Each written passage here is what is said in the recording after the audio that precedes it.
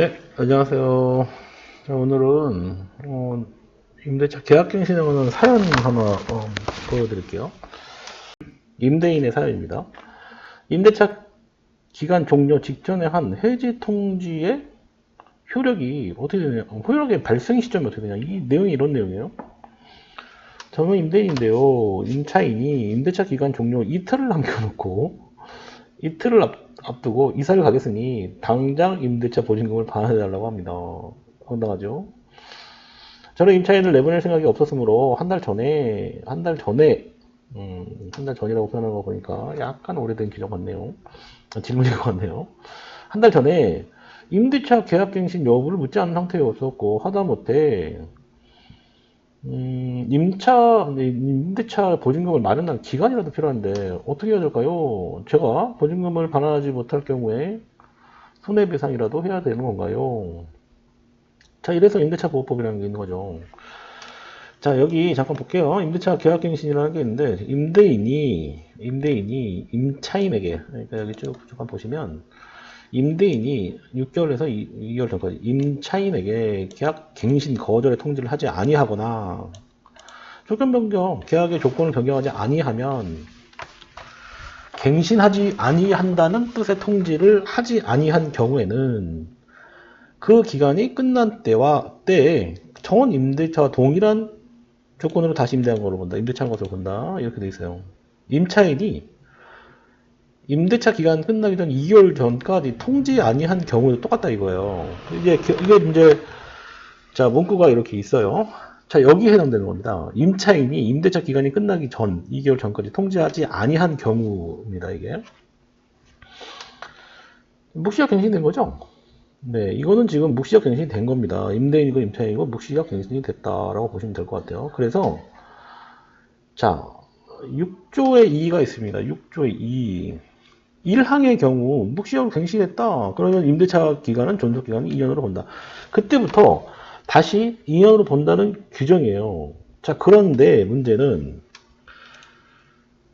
이렇게 묵시적으로 갱신되면 임대인은 임차인한테 너 나가라 라고 할 수 있는 게 없어요. 조항에. 그런데 임차인은 나갈 수 있습니다. 묵시적 갱신됐다 그러면 계약 해지를 통지할 수 있다. 이렇게 돼 있잖아요. 그럼 그 효력은 이제 3개월 있다 발생한다. 이렇게 돼 있는데 실제로 계약이 해지가 되는 게 3개월이다. 그런 뜻이에요. 법이 그런 뜻이 3개월 있다가 효력이 발생하니까 그때 보증금을 돌려달라. 이건 돌려주면 되는 거죠. 3개월. 그때 이제 임차인 마치면 되는 거예요. 근데 이제 이 경우는 황당하죠. 이틀을 남겨놓고 이사를 가겠으니 보증금을 달라고 하니까 황당해 하는 것 같습니다. 여기 지금 임대인 입장에서는. 자, 이런 겁니다. 그러면 지금 생각하는 것처럼 손해배상을 해줘야 되냐라는 의견이 있었잖아요. 그렇지 않습니다. 여기 지금 그 질문한 사람은 차임을 청구하고 그 기간 동안에 임대차 보증금을 반환하지 않는 것이 위법한 행위가 아니에요. 그렇죠? 법에 정해져 있는 대로 한 거기 때문에 위법한 행위가 아니죠. 그러니까 손해배상의 대상 청구가 되지 않습니다. 그렇죠? 손해배상 청구 대상이 안 된다. 이렇게 보시면 될 것 같네요. 자, 만약에 반대로 임차인이 나가겠다고 했는데 3개월이 지났다고 예를 들어서 가정하면 상당하니까 임차인이 계속 건물을 살고 있다 그러면 차임 상당하게 해당하는 그 금액은 부당이익 반환으로 오히려 청구가 가능하다 이렇게 보시면 될 것 같습니다. 자, 그래서 건물 인도, 그러니까 인도 의무와 차임, 연체 차임 등 공제하고 남은 임대차 보증금의 반환 의무는 동시행 관계예요. 동시행 관계니까 상대방이 건물을 인도할 때까지는 보증금에 대한 이자나 손해도 발생하지 않는다. 이렇게 보시면 될 것 같습니다. 자, 요거는 법이 이렇게 정해져 있다.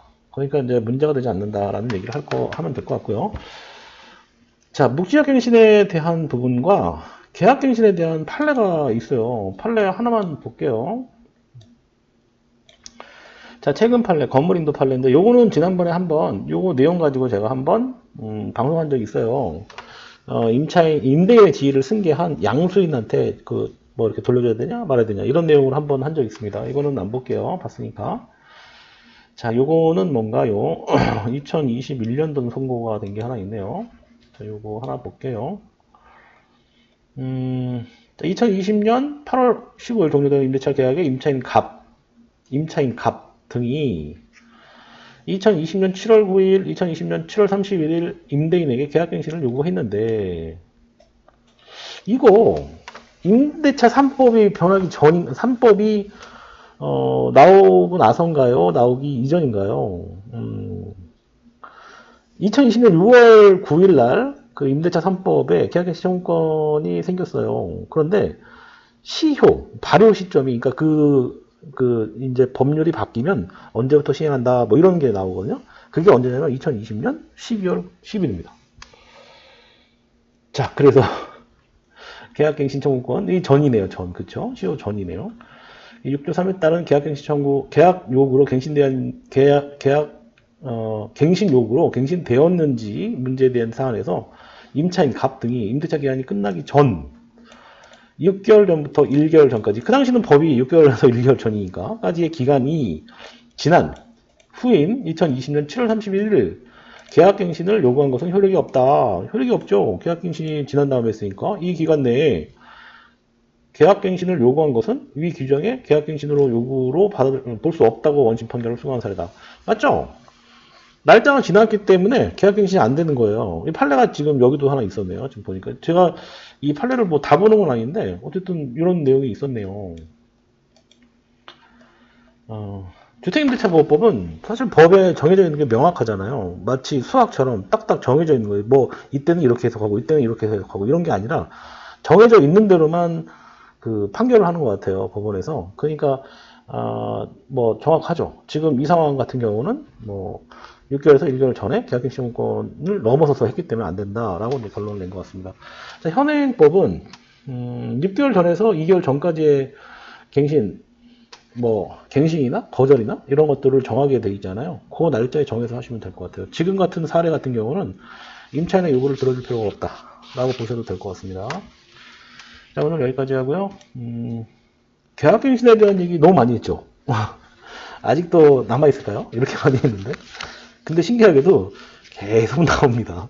판례가 계속 나올 수밖에 없잖아요, 구조가. 그 다음에 이번에 또 법이 또 바뀔 수도 있잖아요. 그러면 법이 바뀐 거에 따라서 또 계약갱신 청구권이라든지 뭐 이런 부분들이 바뀔 수 있어요. 그러면 그 전에 계약했던 사람들은 또 어떻게 될 것인지, 그 이후에 또 법이 바뀐 다음에 그 했던 사람들은 또 어떻게 될 것인지에 따라서 계속 바뀌잖아요. 이 법이라는 게 계속 바뀌기 때문에 판례도 바뀌고 사람도 바뀌고 그런 겁니다. 이렇게 황당한 주장을 하는 그 임차인도 있어요. 반대로. 물론 이제 임대인도 있지만, 이렇게 황당한 주장. 갑자기 나간 사람 너무 당황스럽죠. 임대 사업을 할 수가 없는 거예요, 이러면. 그 월세 좀 받고 이렇게 어떻게 하려고 이렇게 하시는 분들 중에, 투자했는데 이자보다 덜 나와요. 뭐 이런 분도 되게 많고. 임대 사업이 그래서 어렵습니다. 확정적인 게 없으니까요. 그래도 임대 사업하는 이유는 은행 이자보다 높고 투자 수익률이 좋은 거를 찾으면 또 가능성이 있기 때문에 하시는 거겠죠. 다음에 언제 기회가 됐을 때 상가 투자 수익률 계산하는 거, 오피스텔 투자 수익률 계산하는 거 한번 제가 그 기회가 될 때 보여드릴게요. 손님들이 이제 상담하러 오실 때 이거 투자 수익률이 얼마나 날까요? 이렇게 물어봐요. 그러면 제가 이제 현장에서 다 계산을 해드리거든요. 한 이 정도 나오고 월세를 얼마 받았을 때 이자보다는 얼마 정도 남을 겁니다. 뭐 이런 거 설명을 해드려요. 근데 보통 그런 거 보고 이제 결정도 하시고 이렇게 하긴 하는데, 자, 근데 한번 좋은 기회가 있을 때 제가 한번 정리해서 그거 한번 올려드리도록 할게요. 자, 오늘은 계약갱신 청구권의 그 임대차 종료 직전에 한 해지통지의 그 효력이 언제 효력 발생 시점이 되느냐에 대한 얘기를 했습니다. 감사합니다. 구독과 좋아요 눌러주세요. 고맙습니다.